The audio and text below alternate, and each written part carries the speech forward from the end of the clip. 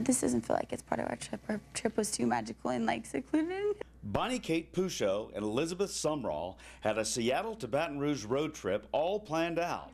It did not include a stay at the University of Colorado Hospital or a life-altering gunshot wound. We made it through 7 of the 10 days, and they were amazing and wonderful. Their photo journal illustrates that vividly.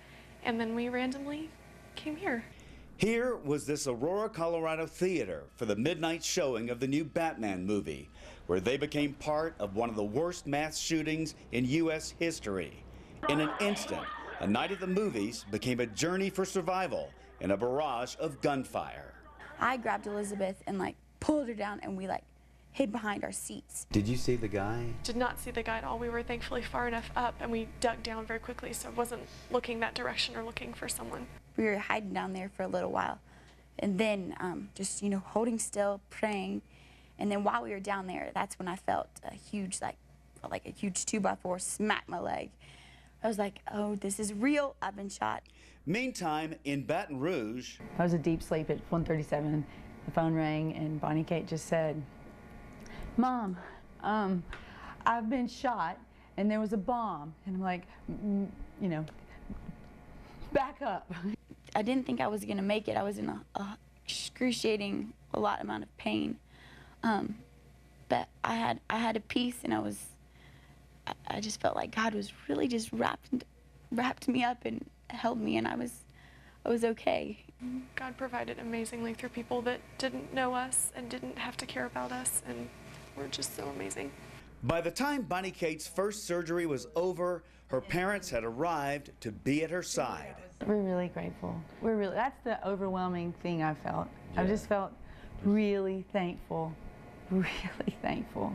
That number one, she's okay, and then to just see God's people come together and the support that's been pouring out from everywhere is just amazing. So you feel like in spite of what happened, that there was a reason that you went to that movie?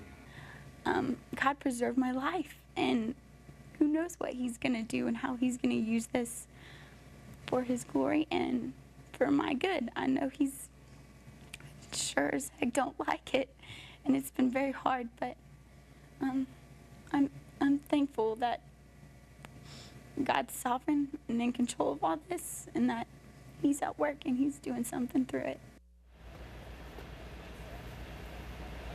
There were some other people who played a role in helping her get out of that theater and to the hospital.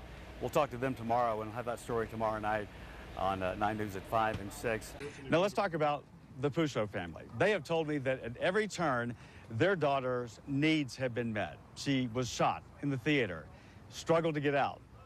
Someone was there to help pick her up and bring her out. Once she was outside, needed more help. She needed help getting to the hospital. Someone she'd never seen before came up, helped her, got her to the hospital. That man we meet now, he is no longer a stranger to the family.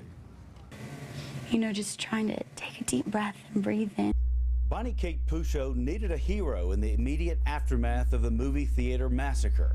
I was one of the last people out, and I just looked down to my right, and she just happened to be the first person laying there. Eric Wilkins was one of several heroes who emerged, and it was a good thing because at the moment he found her, she'd been separated from her best friend, Elizabeth Sumrall. From talking to her, I found out that they literally didn't know anybody here. Because he had medical training, he knew what to do. Physically, what I did is I got down by her leg, which is where you could see the wound about 2-3 inches below her knee. Just put pressure on it, and while the other guy who was there, he just held her hand and he tried talking to her. I tried talking to her. Probably asked her the same questions like 3 or 4 times. Bonnie Kate says that repetition was a good thing. As long as they talked, it distracted her from her pain. Remember, she went hours with not even an aspirin. It was so intense. Then it kind of like I didn't necessarily feel the pain, but my whole body just was sort of in shock and shaking. She was lying there, she was groaning, she was obviously in a lot of pain, but she was not screaming, she was not hysterical or anything like that. She was really calm. Eventually, with still no ambulance available, Wilkins and others put her in a police car and got her to the hospital. I have a really sweet friend who always just said, God's mercy catches me, catches us. For Bonnie Kate, that mercy came in many ways, including from this guy who'd never seen her before.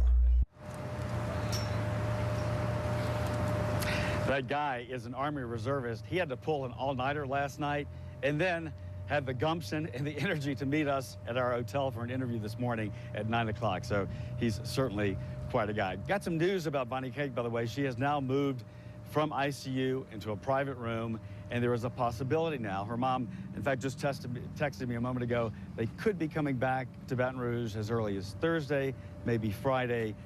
That's what they're telling me right now. Donna? She's back, and boy, is her family overjoyed. Bonnie Kate Pouchot's battle since being shot in the Colorado Theater massacre has touched so many hearts. We told her story from there, and we were there when she came back today. I'm just like ready to be where I can like touch her and like see her. That's Madeline, Bonnie Kate's younger sister by 1 year. There are 7 Pouchot siblings in all, and all were ready for the big reveal.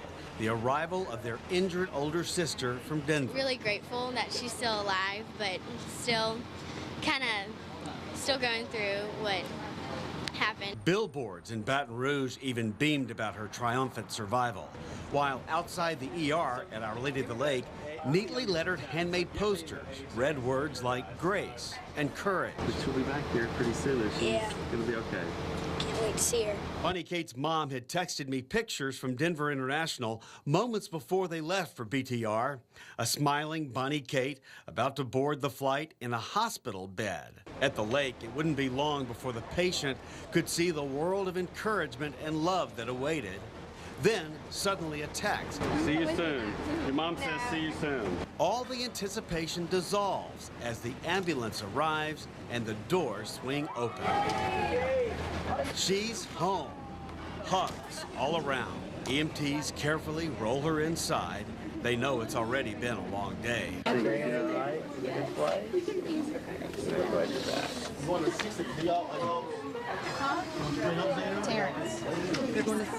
There'll be plenty more hugs to come. But for now, being thankful she's here will do. We're just so blessed that she's all right, she's alive. God's just been with us. It's been encouraging to see so many people just love us and just take us. Just the body of Christ, it's beautiful. It's rough, but it's a clear picture of the gospel, so we're so blessed.